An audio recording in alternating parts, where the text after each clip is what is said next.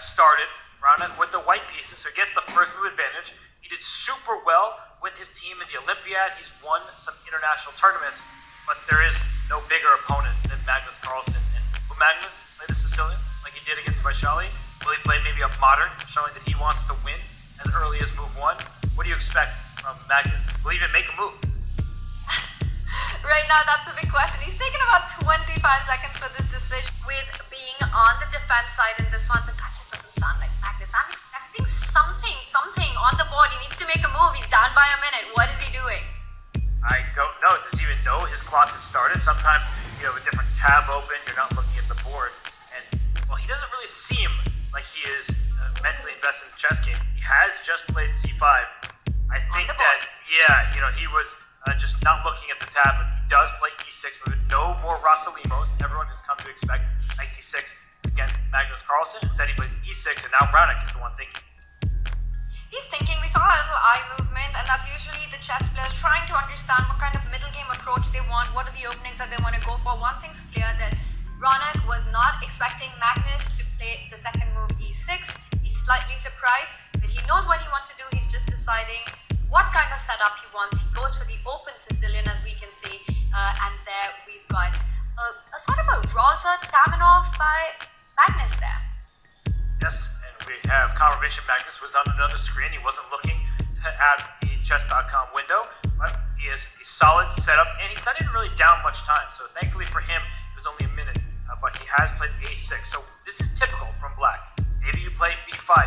Giving up all of these dark squares, but it's very hard for white to get to them because the pawns from black take away all of these knight jumps. So I like the opening choice from Magnus. Raunak chooses a quieter approach. With the fianchetto, he'll probably just castle. And then black often takes on d4, brings the bishop on c5 with tempo against the queen and this captured the knight. Time it really well is to start advancing in the center. Get that f-pawn rolling. Magnus not giving that chance just yet.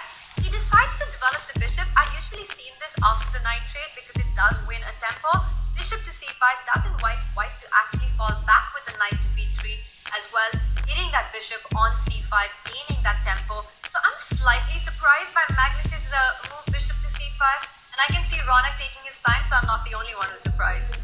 Yeah, knight b3 gives black a choice where you're going to move the bishop. Back to e7 or very likely back to a7, as is common in these sort of Pelican type Taimanov Sicilians. So I do think that if the knight comes back to b3, he'll probably slide back to a7, keep the e3 square in his reach, control a very long, important diagonal with his bishop. But Raunak also thinking about the consequence of knight takes c6, if a pawn captures back. It's not easy to figure out these types of positions. He does take your advice on it, drops back with the knight, and Magnus gets to choose his diagonal. It's a natural drawback of black not making the most of that opportunity to trade this knight, and now every set of moves in chess has its own set of consequences. You were talking about the bishop falling on the long diagonal.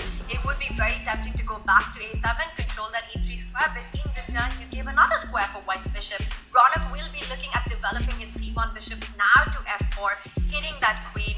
Now that black doesn't have the option to play the move d6, which would be the case had the bishop stayed on that diagonal. So right now, a big decision here for Raunak. Will he keep up the momentum of having Magnus on the back foot on every move, threatening a piece? Bishop f4 would be my choice. Raunak making another approach of centralizing the queen.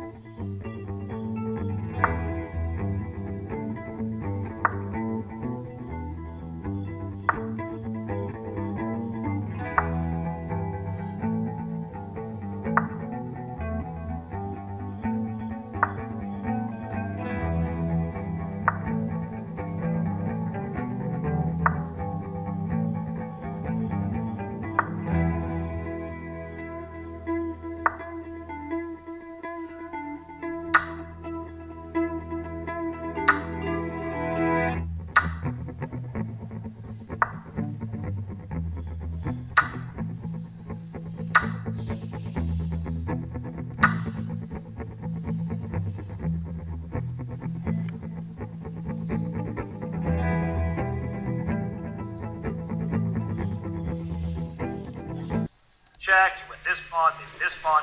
Black is just mopping up. So Magnus Carlsen, he spots after Raunak made a move f4, not seeing this tactic, and Black is just winning material. So Magnus simply just take this pawn back on e5. Pressure is going to continue. Knight on c3, the pawn behind it. It says minus about 4 here for Black, and you can see it on Raunak's face. This is a crushing victory for Magnus in the making.